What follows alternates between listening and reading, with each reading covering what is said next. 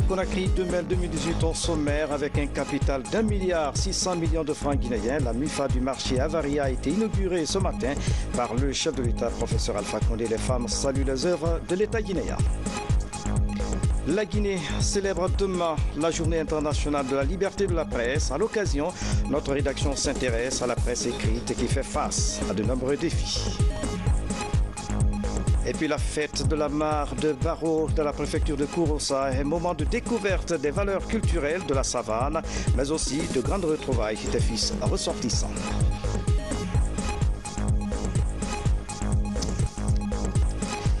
Mesdames et messieurs, bonsoir. Merci de l'attention et bienvenue dans cette édition. Le président de la République, professeur Alpha Condé, a inauguré ce mercredi la mutuelle financière des femmes africaines, MUFA du marché Avaria. Elle a un capital d'1,6 milliard de francs guinéens. Cette banque de proximité se trouve à l'intérieur du marché Madina. Il s'agit d'aider les femmes à développer des activités économiques. Les bénéficiaires ont magnifié donc les œuvres du chef de l'État, professeur Alpha Condé. Ibrahima Keïta signe ce reportage. Dans le cadre de l'amélioration des conditions de vie des femmes, plusieurs actions ont été posées. Celles du marché Avaria viennent de bénéficier de leur banque de proximité appelée Mutuelle financière des femmes africaines MUFA. Et compte tenu du rôle et de la place de cette banque dans les activités financières des femmes, c'est le président de la République en personne qui a procédé à l'inauguration de l'infrastructure au cœur du marché Avaria. En visitant la 65e mutuelle financière du pays, le chef de l'État s'est réjoui de l'engagement des femmes à s'approprier de leur banque après une série de formations. Des formations qui font de ces femmes de véritables actrices de développement à travers des activités génératrices de revenus. Au niveau de 65 MUFA aujourd'hui fonctionnels dans le pays, le taux de remboursement est de 89%. C'est donc dans la joie que les femmes du marché Avaria ont accueilli leur MUFA, car l'objectif est de chasser la pauvreté à travers la mobilisation de fonds par les femmes. Des centaines de milliards de francs ont été mobilisés dans ce programme et mis à la disposition des femmes dans tout le pays au titre des prêts avec un taux d'intérêt quasiment nul et des facilités de remboursement pour le financement des activités génératrices de revenus. À ce jour, des milliers de femmes bénéficiaires se réjouissent des résultats tangibles de ces prêts qui ont eu des incidences positives sur l'amélioration des conditions de vie de leurs ménages respectifs. L'objectif de cette initiative présidentielle est de doter toutes les communes du pays de mutuelles financières des femmes africaines. Cela pour permettre à ces dernières d'être responsables de leur destin. Les femmes de Guinée en général et celles du marché Avaria en particulier peuvent se targuer d'être dorénavant au contrôle de leur destin. Avec les MUFA, elles disposent aujourd'hui de leur outil de lutte contre la pauvreté et de prise en charge de façon durable de leur destin. Oui, chères braves femmes de Guinée, vous pouvez être fiers de vous. Les braves femmes d'Avaria ici présentes ont pu en l'espace de quelques mois mobiliser plus de 300 millions autour de plus d'un millier de femmes. Bravo encore à vous qui avez réussi à créer votre banque. Vous avez décidé de créer ensemble votre banque. Vous avez ensemble choisi les dirigeants de votre banque. Vous savez que c'est ensemble que vous allez fixer les règles de gestion de votre banque. Parce que le modèle MC2 MUFA auquel vous adhérez, tel que stipulé par son concepteur, le docteur Paul Fokam, préconise la mise ensemble des moyens et des compétences de la communauté pour réussir ensemble et avancer ensemble. Afriland First Bank va mettre à votre disposition une ligne d'1 milliard de francs guinéens. Excellence, Monsieur le Président de la République, c'est cette synergie d'action associée à l'assistance constante et quotidienne d'Afriland First Bank, au dynamisme des femmes de Guinée et surtout à votre implication personnelle qui nous a permis en 3 ans d'enregistrer 65 unités fonctionnelles dans toutes les préfectures de la Guinée et plus de 60 unités en cours de mise en œuvre. Et cela a permis de regrouper près de 65 000 femmes et jeunes et de les sortir de la pauvreté et améliorer ainsi la qualité et les conditions de vie de plusieurs familles. Monsieur le Président, je sais que votre rêve est de voir dans les 2 années à venir plus de 2 millions de femmes et de jeunes Guinéens sortis de la pauvreté. Et nous pensons que le modèle MC2 MUFA, qui est plus adapté aux rêves des populations, constitue à notre sens le moteur clé. Et nous voulons ici prendre devant vous l'engagement solennel qu'avec votre soutien, Afriland First Bank dotera l'ensemble des communes de la Guinée d'une microbanque du modèle MC2 MUFA afin de transformer notre cher pays en un îlot de prospérité où la pauvreté ne sera plus qu'un triste souvenir. En plus du milliard de Afriland First Bank et les 300 millions mobilisés par les femmes du marché Avaria, le président de la République ajoute 300 autres millions au capital de cette banque de proximité. Avaria, je suis très heureux de me retrouver parmi vous ce matin, les femmes d'Avaria. J'ai écouté votre présidente. C'est vrai que les femmes d'Avaria sont les femmes qui ont le moins de moyens parce qu'elles font des petits commerces, climat, etc. Ça ne rapporte pas beaucoup. Mais malgré cela, malgré que vous avez très peu de moyens, que votre commerce ne rapporte pas beaucoup, vous avez été capable de cotiser jusqu'à 300 millions. Bravo, femmes d'Avaria. Vous avez démontré réellement, parce que c'est sur les sacrifices qu'on doit vous accompagner, Alors, on va vous accompagner. Avaria Guinée, c'est quand il m'aura. Bah, oh, comment ça en a n'a encore eu chez ma mérima. Donc, ma tiffe, c'est ma tiffe, n'a encore eu chez mérima. Mais malgré ça, on a eu un peu là, 300 millions, on a cotisé. Et là, Wali Hororo. Travailler dur, ce que ça fasse mal, car la pauvreté fait plus mal. Les femmes de Guinée ont montré qu'elles sont capables de travailler dur et surtout de respecter leurs engagements. Guy est le président des banquiers. Il vient de vous dire que le taux de remboursement des femmes est supérieur au taux de remboursement des hommes d'affaires à l'égard des banques. Donc, on va vous accompagner. Vous avez cotisé 300 millions. Afriland Bank met 1 milliard. Moi, je vais mettre 300 millions. Mais ce n'est pas tout. Le marché Avaria et le marché Friperie, ça fait honte. Alors, on va vous accompagner. Alaï Kenyoko va donner 300 millions. KPC va donner 300 millions. Antonio va donner 300 millions. Adel Ciment va donner le ciment. Et Takafiki va donner le tôle. Donc, on va reconstruire le marché Avaria et le marché de la friperie pour que vous sortiez de cette peau. Donc, on va mettre à faire il aura caisse, aura wali, autant va 300 millions ça, on va mettre 300 millions ça. Afriland Bambara 1 milliard, ça n'a qu'un 1 milliard 600, aura caisse, on aura wali. On va l'anama.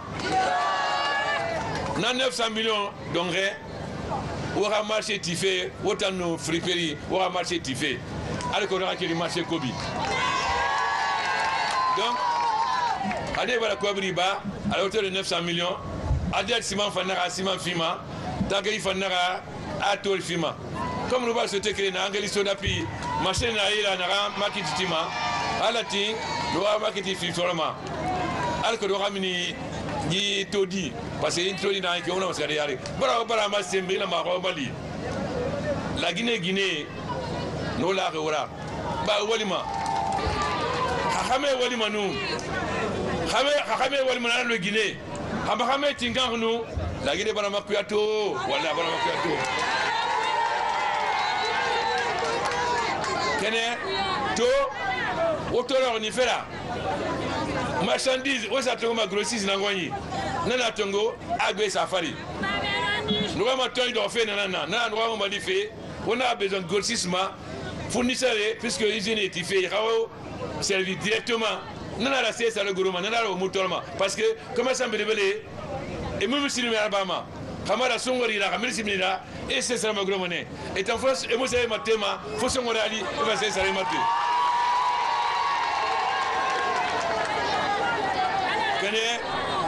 Guinée tambo na Bama parce que Guinée est à Kinkini mané nana la normali wa ma kititi mo ramali on a dépendu grossi c'est son nom doit fournir directement na sama tesembe sama uma mais français le gros mané ba otana na bangi ha delso muna di be otana kulung amona kame otana kulung comment c'est amona que le fait mais otana kulung donc ha otana na c'est matife on besoin na ramma na se ngori su bangui abini sare goro mané kene khaduma wali fo fangana la yi tongori ndefi ndo gwira defambori jamai famali ne fanga c'est soto c'est sare bare goro non on va faire avaria beto région bi Guinée yo mana ina yi commerce ina mane na imase no mali mané do famali rama kititi parce que wa mané ne bina yi commerce la mahuri c'est mona ira ibini ngaba na ma ifanga findi migira ngaba tore yara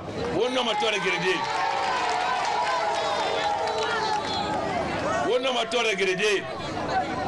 mais wonno ma tore grede haw mo wali bela tandi fe nki na mo bagira skama yare nki na bagira skama yare woni na bagira skama yare obara ma sento la Guinée be que c'est mon awira mais obara obela mala 300 millions na exemple là ndagara la Guinée no manara xamé fangane garanti dime fangati nama CM2 de meri haba kulomati fe e ga dutti do kulomati namu la Guinée skama yari bi ngati wolde enara meri furi fari maka e fangi furi maka na ay proprement donc avara Guinée no na wakambira furi peri Guinée no na wakambira la Guinée biri Guinée no na wakambira to wabara maseng donc o modi a forena iki makiri tife afrindi on a dépendé Grossi c'est son nom que producteur directement à vous et aux consommateurs. C'est ça qui va vous donner plus de moyens et diminuer la pauvreté. C'est-à-dire nous mutima so ma di mal kutu mrena sa machadi tongo et famati oma era bénéfice tongo. Wata sa tongo directement nous régier roigné nana la intermédiaire mon asono. Awa bon courage. On va la première ko la Guinée va ramasser et la dongi tongo et remboursement à 98%. C'est vrai que Boribia c'est autour de Nitongo et vous l'avez à faire. Voilà que l'Union sur le Frébouma, n'y est fini. Au président a dit mais ça, tu vois qu'on a nos Wolde. N'a au monde Wolde, on a Wolde. Et voilà, il a fait 2 ans. Maintenant, la guerre de Yari, on va la toute université à Kinere, hôpital à Kinere, usine à Kinere. Au monde à Bari, n'y est fini, Sabari, n'y est souli, Pagaille à nous fourer. N'a la guerre de Mouska, n'a pas mais les faits faire la guerre de Yari. Kamar au Mouska Mayari, nous, bah, et voilà où ma serait ne borgne free. Mais n'a pas au Mouska Yari, voilà là, autant nous aura dit au Mouska Mayari, voilà Nara. Faut ou Tagiri, what in Walde, ou à dire à sa école, et n'a pas le fort à la ma pagaille. Yann c'est école parce que Moukara et mon matina fini de sera parce que tout Moukara et mon tuna c'est cela. Donc n'a Rambira. Manade le bureau ou la masse de Robert. De Mila Mahala Ora, on donne ton wafi comme Guy Afratinere. Hier, il y avait que 65 milliards pour les femmes. Mais comme il va ramasser Doni Fima, aujourd'hui vous avez 165 milliards Banque Afriland Bank. Donc, comment on dit de tout? Vive Avaria, vive la friperie, vive les femmes commerçantes de Guinée, vive les femmes de Guinée, vive la jeunesse de Guinée. La Guinée unie sera toujours en avant.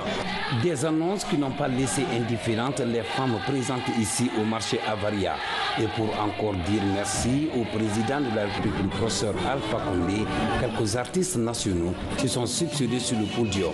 Chacun en sa manière a rendu hommage au chef de l'État pour des actes de développement posés en faveur des Guinéens.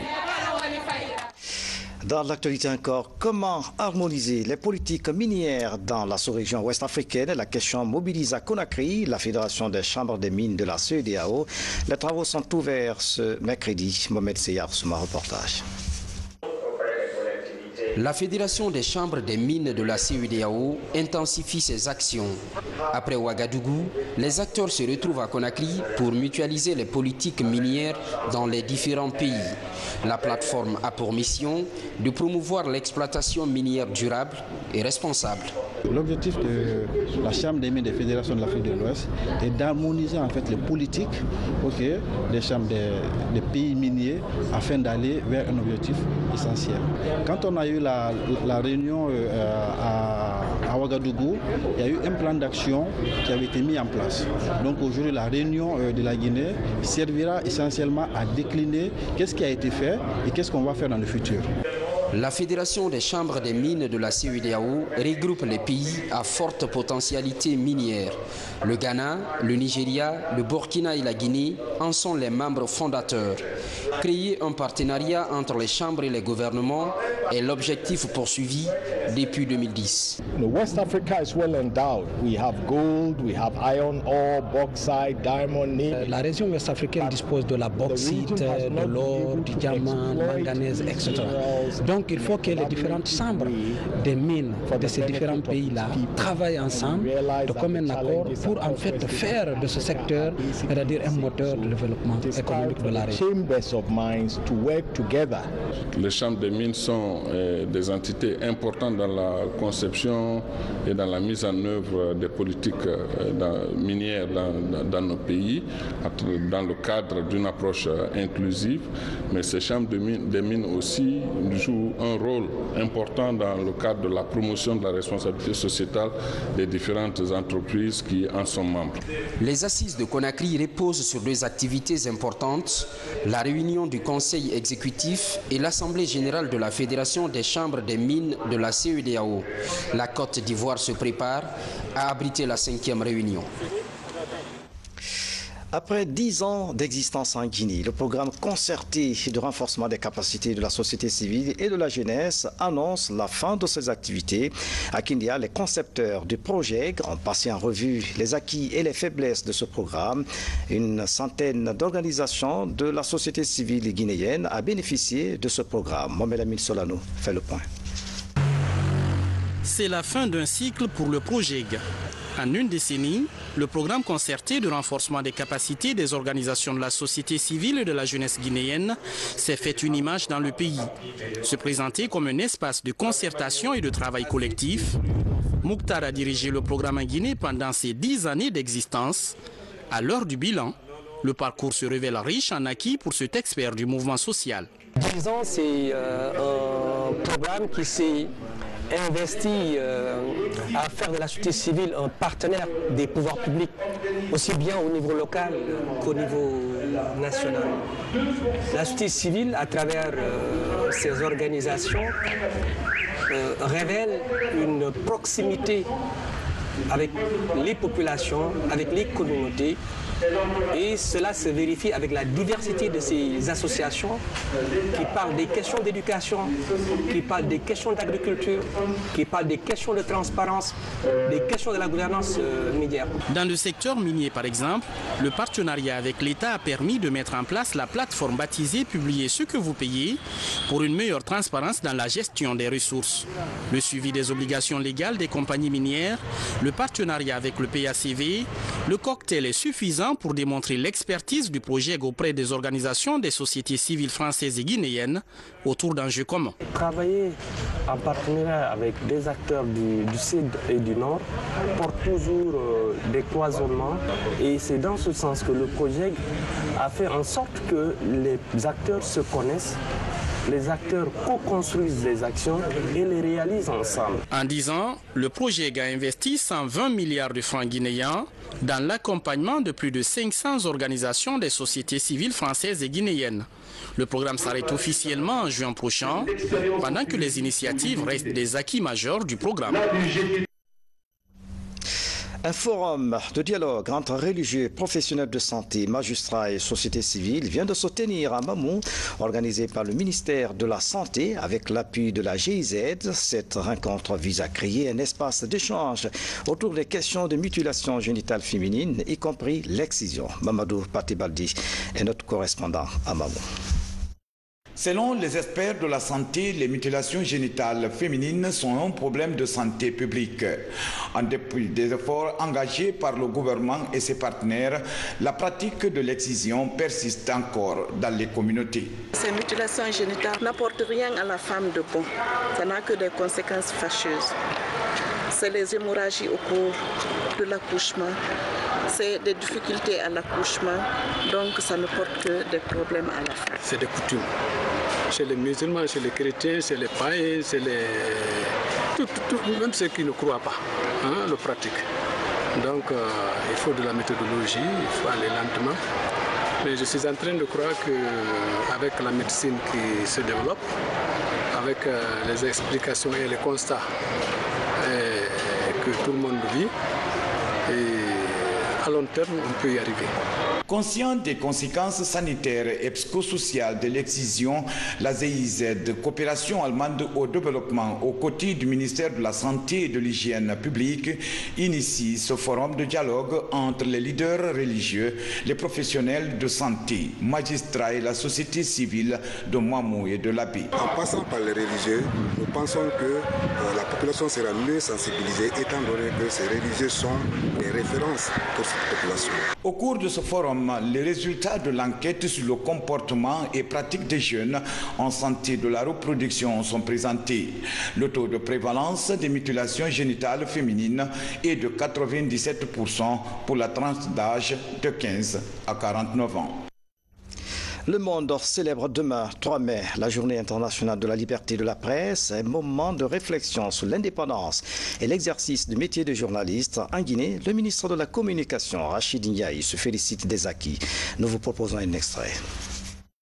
Je crois que c'est un moment important sur le plan international donc, pour la presse et tous les acteurs des médias. Mais en même temps, c'est aussi un moment de réflexion très important pour nous, pour délimiter à la fois le rôle de la presse, les pouvoirs de la presse, la liberté de la presse et la responsabilité de la presse.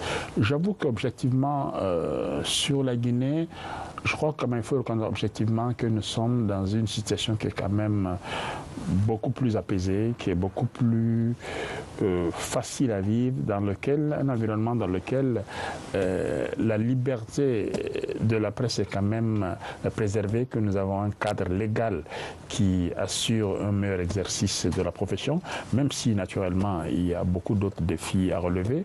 Mais je pense que globalement nous sommes sur une bonne voie et c'est important que les acteurs prennent conscience du fait que la liberté de la presse doit aussi être accompagnée de la responsabilité de la presse. Ça c'est très important, qu'on ne sépare pas les droits et les devoirs, comme je dis toujours. Mais je pense que globalement, nous pouvons estimer que nous sommes dans un contexte qui est un contexte plutôt positif. À la veille justement de cette journée, notre rédaction s'est intéressée à la presse écrite. L'ancêtre des médias fait face à de nombreuses difficultés. Dans les imprimeries, le tirage est en chute libre et la vente des journaux est aussi en baisse. Notre reporter Mamadou Saliouba a visité quelques rédactions. Regardez. Dans cette rédaction, les invendus s'accroissent du jour au jour et la publicité se fait de plus en plus rare. L'ancêtre des médias fait face à l'essor du numérique. Le Guinéen qui est habitué déjà à louer des journaux, même pour ce qui est de nos fonctionnaires, quand il faut aller sur un site gratuitement lire, pourquoi acheter un journal papier qui plus n'est pas un quotidien. Donc il y a ces défis à relever la part de la presse écrite qui est sur le fil aujourd'hui, et avec la concurrence de la presse en ligne et des médias de l'audiovisuel. L'éclosion de la presse en ligne a freiné le développement de la presse écrite. Au groupe de presse Lynx, le tirage a chuté ces dernières années. Il faut qu'on s'adapte en diversifiant, en investissant, et on investit ce qu'on a. Donc vous comprenez la profondeur de la crise parce qu'elle est économique finalement. Et il faut qu'on diversifie les produits, il faut qu'on soit crédible, même si pour les lecteurs une nouvelle est une nouvelle, égale une nouvelle. Et c'est ça le drame. Pour résister à la concurrence du web, certains journaux expérimentent une version numérique pendant que d'autres se résignent tout simplement. Restons toujours dans le cadre de la célébration de la Journée internationale de la presse pour mettre un accent sur les avancées techniques enregistrées dans l'audiovisuel, dans les médias de service public. Les acquis sont nombreux, mais il reste encore beaucoup à faire pour réussir le pari du passage de l'analogique vers le numérique. Bernard Tunguilo signe ce reportage. L'humanité s'apprête à célébrer ce 3 mai la Journée internationale de la liberté de la presse. Une célébration qui intervient à un moment où le passage de l'analogie vers le numérique est en cours d'opération dans plusieurs médias audiovisuels. Dans les médias publics, de nombreuses performances sont aujourd'hui acquises sur le plan technique, ce qui permet d'améliorer graduellement le système de production et de diffusion d'images. Les performances actuelles de la RTG sont nombreuses. On peut citer entre autres la diffusion ininterrompue, 24 heures sur 24, grâce à l'acquisition des serveurs de diffusion. Vous voyez aussi la qualité de l'image et le son. Et avec le passage en numérique au niveau de la régie, nous avons un bon son et une bonne image limpide. Vous avez aussi, au niveau de la retransmission, la diffusion se fait complètement en numérique sur notre antenne qui se situe sur le pylône de 120 mètres de haut ici, à Conakry. Nous avons aussi reçu tout récemment la valise satellitaire. On a une station terrienne de montée sur satellite, qu'on dit communément valise satellitaire, et avec lesquelles on peut travailler et faire une retransmission en direct à n'importe quel point de la Guinée. En dépit de quelques acquis techniques enregistrés dans les médias d'État, le projet de migration de l'analogie vers le numérique reste encore confronté au manque d'équipements adéquats, ce qui entrave l'élan de concurrence internationale ambitionné par les chaînes de l'audiovisuel public RTG Coloma et RTG Boulbinet. L'État guinéen s'est engagé à mettre en œuvre le projet de numérisation nationale de la radio et de la télévision guinéenne. Ce projet a été préparé avec la partie chinoise qui porte sur la réalisation d'un réseau national de transmission de la télévision numérique. Ensuite, il y a la numérisation de la station radio-télévision de l'éditeur public, c'est Boulbinet. C'est-à-dire que c'est à Boulbinet qu'on va installer tous les équipements qui vont participer à la fabrication du signal, au transport du signal et le signal numérique vers l'ensemble des populations guinéennes. La base, ce sera ici. Et à cet effet, cela fera un investissement de l'ordre de 15 225 000 $ pour la rénovation de Boulbinet. L'exécution du projet de numérisation complète de l'audiovisuel public devrait permettre à la radio et à la télévision guinéenne de se mesurer à d'autres chaînes sur le plan international. Et puis, sous l'égide du ministère de la Communication, la direction générale de la RTG vous invite à la célébration de la journée internationale de la liberté de la presse le jeudi 3 mai à partir de 12h à la RTG Coloma. Cette journée est placée sous le thème « Liberté de la presse, unité nationale et renforcement de la démocratie ». Sont invités Madame la Présidente de la Haute Autorité de la Communication, Mesdames et Messieurs les cadres du département de la communication, les présidents des associations de presse, les responsables des médias publics et privés, les chefs de département et directeurs des institutions d'enseignement en communication et en journalisme, les journalistes, les hommes et amis des médias. La fête du travail, on en parle. À Conakry, à l'intérieur du pays, l'événement a été célébré sous le signe de la solidarité syndicale. C'est le premier élément des nouvelles nationales traitées sous forme de télégramme en image avec Aboubakar Yabi. La modernisation des transports et de la logistique en Guinée, enjeux et défis. C'est le thème de la première édition de la Semaine internationale des transports et de la logistique qui se tiendra du 3 au 8 mai 2018 à Conakry.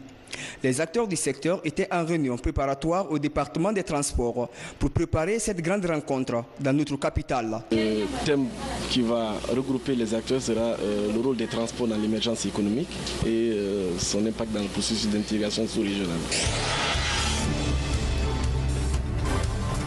À l'occasion de la fête internationale du travail, le syndicat de l'Union libre des travailleurs de Guinée, ULDG, a procédé au Palais du Peuple à la remise de satisfecit. Ces distinctions, au nombre de 7, ont été décernées aux travailleurs de plusieurs services de la place qui se sont distingués au cours de l'année. Une centrale syndicale, à ma connaissance, c'est la première fois. Donc nous les remercions très sincèrement et nous les encourageons à continuer cet élan pour encore encourager d'autres travailleurs guinéens qui sont à l'ombre, qui sont méconnus par le grand public mais qui rendent d'énormes services à la nation guinéenne. Cette conférence débat est axée sur l'amélioration des connaissances des élèves lycéens sur l'entrepreneuriat. Le développement de l'esprit de leadership est décortiqué par ces 3 maîtres de conférences engagés pour l'insertion socio-professionnelle des élèves dans le long terme. Elle est initiée par l'association des boursiers Fulbright. Il s'agissait pour nous de les informer sur ce que sera la Guinée de demain, ce qu'il leur faut en termes de formation pour pouvoir affronter le marché de l'emploi, mais avant celui-là, le secteur de la formation. La promotion de la paix, la consolidation du tissu social et le respect des valeurs républicaines sont les points focaux de cette conférence islamique. C'est une initiative de la fondation Ousmane Ben Affana pour le développement en collaboration avec certaines structures islamiques de la capitale. La démarche vise à vulgariser la paix entre tous les fils et filles du pays. Ces religieux ont passé des messages de paix durant une semaine dans les 5 communes de la capitale. La 15e Assemblée générale de la Fédération guinéenne de football s'est tenue lundi dernier à Kindia.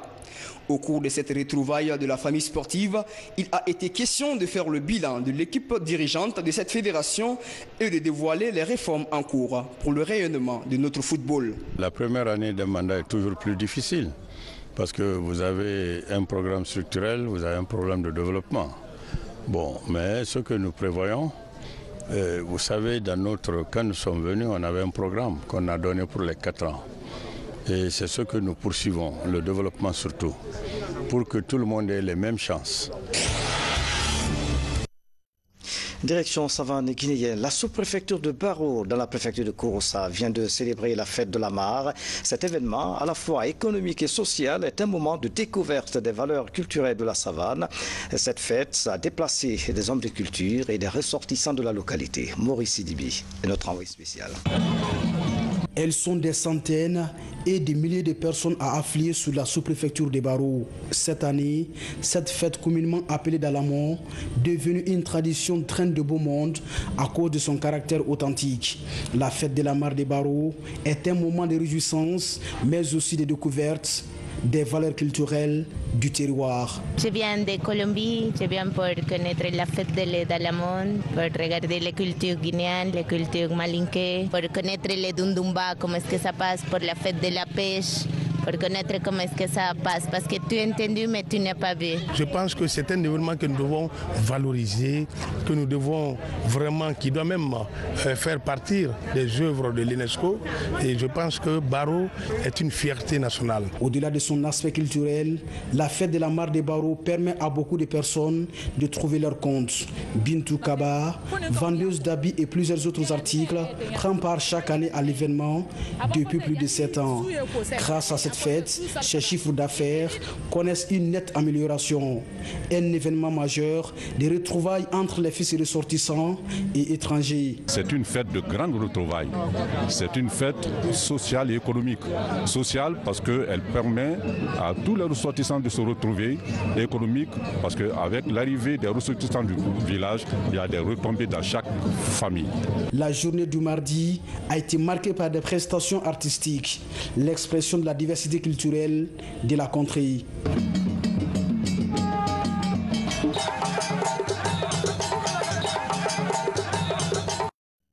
Et puis un plus bref Sport Foot avec le lancement officiel de la Coupe du Président de la République à Kindia. Cette compétition regroupe les 33 préfectures et les 5 communes de Conakry. Elle est organisée par le ministère en charge des Sports. Nous y reviendrons. C'est la fin de cette édition à tous. Merci de nous avoir suivis. Excellente soirée. Où que vous soyez dans le monde. À demain.